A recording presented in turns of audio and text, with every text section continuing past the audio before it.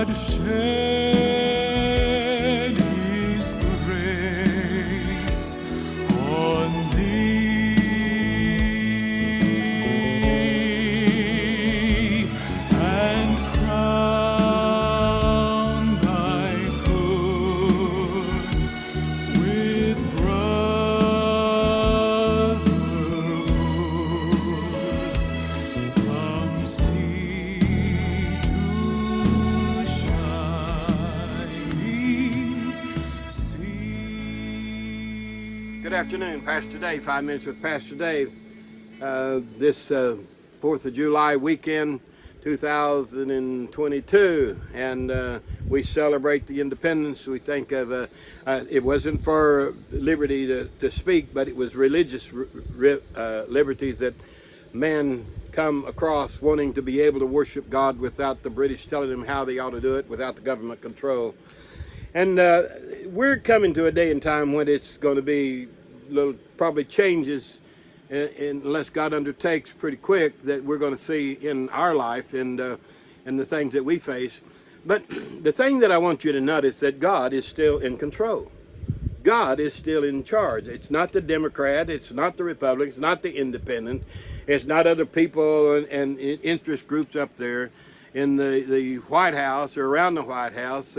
But it is God is still running this show, and He can stop anything just like that. Now, wicked will abound. We read in the Bible, in the days of Noah, so shall it be in the coming of the Son of Man. We know that wicked will be on every hand, but God is always faithful to His people. Now, if you are born again, if you've asked Jesus to come into your life, you have nothing to worry about, because God's going to take care of you. He said He gives His angels charge over you to keep you in all your way, lest you dash your foot against a stone. And so, as we think of this, we think of Jeremiah back in his day. In Lamentation, he writes in chapter 3, Jerusalem had been destroyed by the Babylonians, and there was a remnant that's out. And he says it like this. I think it is so well the way he put it. He said, "Then I recall to my mind, therefore have I hope." In other words, he started thinking about the mercies of God and how God has helped throughout all times. He said, "Then I have hope." Now remember, the city has been destroyed, and Jeremiah said, "I have hope." He said, "It is of the Lord's mercies that we are not consumed, because His compassions fail not. They are new every morning. Great is thy faithfulness. The Lord is my portion, saith my soul. Therefore will I hope in Him." If your hope is in the Democrats or in the Republicans or in Trump or in somebody else, I'm telling you, got it in the wrong place.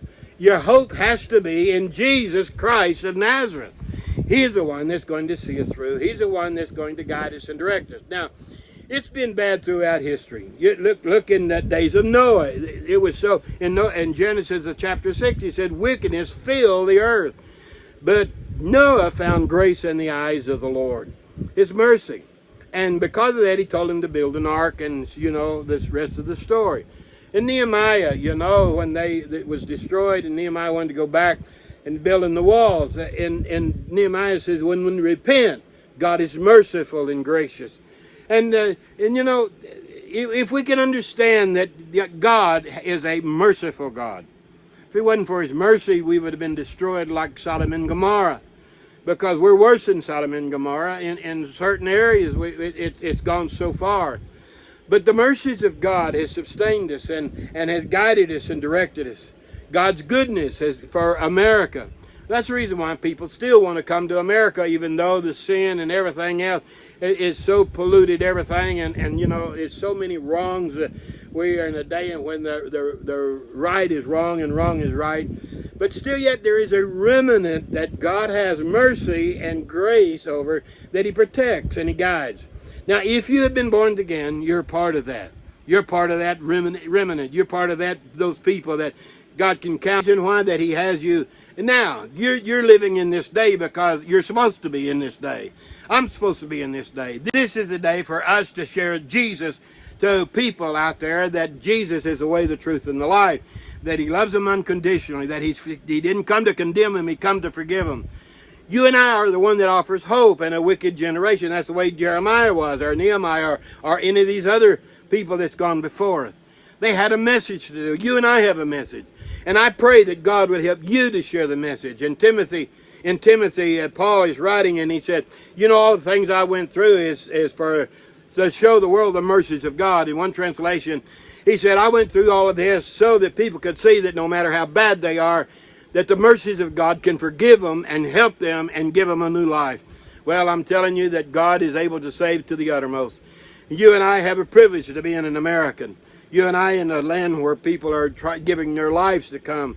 It's so sad that these 40-some-odd people that died in this van, this big truck parked on the side of the road, smothered to death. That's sad. But you see the desire to get into America. And sometimes we fail to realize how good we have it, folks. Thank God for His mercy. Thank God for His compassion on America. He loves America. He loves you. He doesn't want us to fail. He doesn't want to see America go down.